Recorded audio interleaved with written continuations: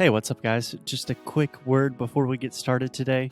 We are opening applications for Sound School 5.0 on March 9th, 2020. So we know that a lot of you listening to the show are really serious about your English. You are really interested in improving your pronunciation and conversation. So now is the time to do it. A lot of you ask about price. Is this something that I can afford? And the answer is yes. We are not going to try to trick you with prices or anything. Prices start from 97 reais per month. You can pay in installments up to 12 times. Ou seja, você pode parcelar em até 12 vezes. Exactly. That's not really a thing that we do in the U.S., but we've made it possible for everyone in Brazil. So if you're interested in Sound School applications, March 9th, we're only accepting 30 students. So go do it.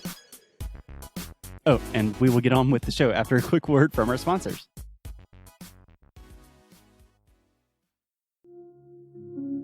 This episode of Inglês no Cru is brought to you by Cambly.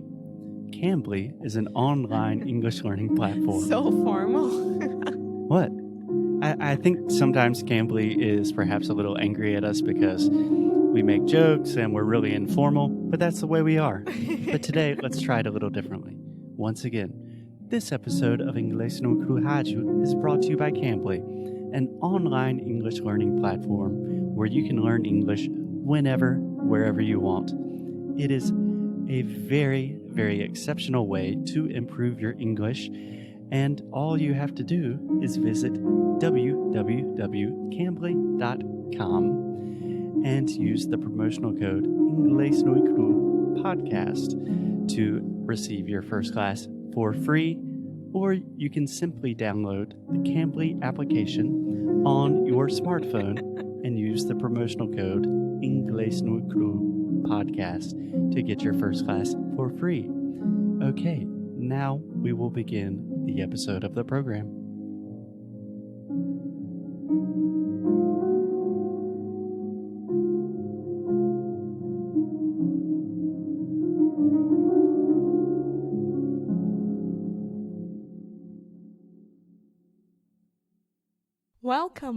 Welcome everyone. So this is a new episode of Inglês no Cru Rádio, and I'm Alexia. I think that you guys already know that, but I'm here today with Foster. Yes. Welcome. And I do think it's important that we do say welcome every now and then, because who knows, maybe we have new listeners of the show that are just joining us today. Exactly. And if that is the case, welcome. Welcome, newbies.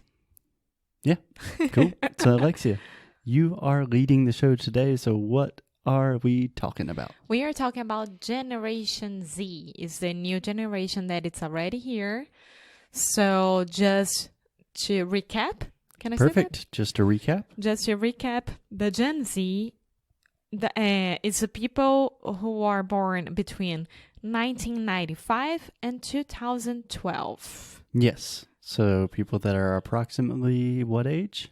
8 to 25. Yes, so 8 to 25-year-olds are generally classified as Gen Z, Generation Z. And just a heads up, if you have not listened to the last 3 or 4 episodes, this week we are talking about generations. So if you haven't listened to those, you should probably start there. Yes. So today we are talking about the negative side of the Gen Z. Of course, that we still don't know much about them. Okay. Before we just say negative, so yesterday we talked about what Gen Z is, what they stand for, what defines them, what are their characteristics. And today we're just kind of talking about, are they going to be okay? What are some of the positives, the negatives? Just trying to defend the Gen Zers out there. No, I think that we are talking about, for a fact, what they are doing is not as a healthy thing for them. Sure. So Okay. it's not negative, but it's not as healthy as we think that it should be. A very common theme this week, older generations talking shit about younger generations. Yes. So the first one, which I think that already happens a lot with us millennials, and it's gonna increase 100% with the Gen Z generation, is the less in-person, face-to-face contact with others due to more time connecting via smartphones. Okay, just really quick. Others. Others. Do you know why I always correct you? Because it sounds like you're saying otters. I know. We love otters, but it's not the What point are- here. What are otters? How do you say that in Portuguese? Lontra. Lontra. Yeah. Yeah, the Gen Zs love those otters. Yeah, so you were saying that just over hyper connectivity, always on your smartphone, not having real conversations with people. We already have this. Like, why are you calling me? Just send a WhatsApp. Just send an iMessage, you know? Yeah, to be honest, I don't think this is just a Gen Z thing. I think they were born into this situation. So honestly, I put more blame on us because we kind of created this situation. But I think all generations now and all generations to come, we don't have a chance. Facebook, WhatsApp, you guys already won. Yeah. Yeah, so they are going to be, or they already are, heavy use of gaming. Gaming. Gen Zers are gamers. Yes. Yeah. Yeah. I think it's important to say that they are essentially the first digital natives. So they were just born with technology. So I'm just imagining a Gen Zer was born and immediately comes out of their mother's womb and starts playing a video game on an iPad and sending WhatsApp messages. Yes. Yeah, so that's exactly how it is. they are gonna read much, much less books, I would just say read less. read less books and newspapers, which I think is already our generation as well. Already happening. Yes. But this point here, I thought that it's really, really interesting because I'm going to explain. So they are going to grow up more supervised, more protected than prior generations. And it makes sense when you think about the shootings, when you think about the world, and when you think about like threats. Nowadays, threats. Yeah, we live in a crazy world. And just thinking about technology that, they can always be tracked. They always will be tracked. And I also think this is a reoccurring trend with every generation is we kind of get more protective. We supervise more every single time. I feel like the greatest generation was just running in the woods, doing whatever, going to war. Boomers kind of having fun, playing around. Millennials, like you have to call your mom every day. And then Gen Zers just in constant contact, supervision all the time. But when you think about supervision, you think about what? Because I think about parents' supervision. Yeah, parental supervision by teachers, authority figures, just people watching them all the time. Yeah. So also less experience with teen jobs and earning money in high school, which you had a lot of experience with that. Yeah, you didn't have a job in high school? I used to work in a store when I was 16, 17 years old, but I don't think that counts as much as what you did. Yeah, I started my first business when I was 15 and born entrepreneur. Actually, I started the business before then. That when I was probably 13 or 14, I would buy shirts from China off eBay, and I tried to sell them in the school parking lot, and it did not work, and my dad had to buy the rest of the shirts. Also, the parking service. Yeah, and then I actually had a real business, which was a valet parking service. Probably still the most successful business that I've had to date. So you're saying Gen Zers are not going to start working until later, probably because robots will take all of their jobs. Probably also because of the huge protection and supervising that they are going to have. Yeah, they're not going to go out and work at a Blockbuster store at midnight because blockbusters don't exist, and if they did, that would be dangerous. Yeah, I agree with that. The last bullet point that I have is that they may stay up till 2 a.m. using smartphone and social media. Yeah, again, I think a lot of these points are just kind of a more intense, exaggerated version of a lot of the things that we see happening in our generation. Yes, I mean, what I read about the Gen Z as well, that they are gonna be very, very sassy. Can I say that? Like internet sassy? Do you mean savvy? What's sassy? Sassy is like, no, you didn't, girl. No, savvy. Savvy is like tech savvy. They're just naturally very good at something. Yes. Tech sassy. Well, maybe. Yeah. Yeah, they are born with this stuff. They will be good with it. Yes. And the Gen Z, they can use 5 screens at the same time, while millennials can use only 2 screens at the same time.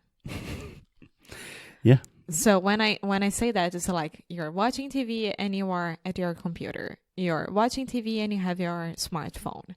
With the Gen Z, they will have the phone, the tablet, the computer, the TV, and maybe something else. I don't know what. Yeah. Yeah. Coming from an older millennial, I would just say 1 screen at a time is enough. 0 screens if possible. But Alexia, in general, it seems like we are painting kind of a dark picture for the Gen Z generation. Are you optimistic for them? Yes, I am. I am hugely optimistic. I have to be. I think the most important thing, all the little young people I know, just like my cousin, they are super open and tolerant to new experiences, yes, to new people, to new cultures. And I think the world needs more of that. So if you're a Gen Zer listening to the show and you want to come on and talk and defend your Gen Z-ness, come on. We'd love to have you. Yeah. And the 3 other very, very positive things that I think about the next generation is that they are very realistic. They understand what's happening in the world. Realistic. Mm-hmm. And they are more private than public. Millennials are extremely public, while Gen Z will be more private. When I say that, is that they don't want to be posting and posting. You're talking about posting. Online privacy, right? Yes. Yeah. I mean, we grew up in a time where, it's cool, we'll share things with our friends online. Then we realized, everyone is stealing our data, and it is the end of privacy as we know it. Yes. And we, millennials, have 12-second attention span. And the Gen Z will have only 8-second attention span. So we have to really think about it. So an attention span, that is saying how long you can pay attention and focus on one thing at a time. Apparently, us millennials, we can only do that for 12 seconds, and Gen Zers can only pay attention for 8 seconds at a time. That's crazy. Yeah. So let's just stop for 8 seconds.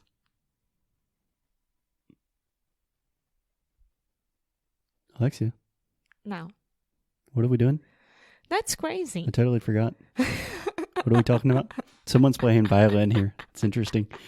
Yeah, but think about that, guys. If you want to really improve your English, you can't do that at 12 seconds at a time. You really have to take your time. We have to get our attention back. We have to, I don't know, probably learn some things from Gen Z, learn things from the boomers, learn things from us, the millennials. And just let us be patient with the others, right? Exactly. More conversation and connection, less polarization and fighting. And I think that's all I have to say. Yes. So I think that we did a pretty good job showing these generations and trying to talk about them.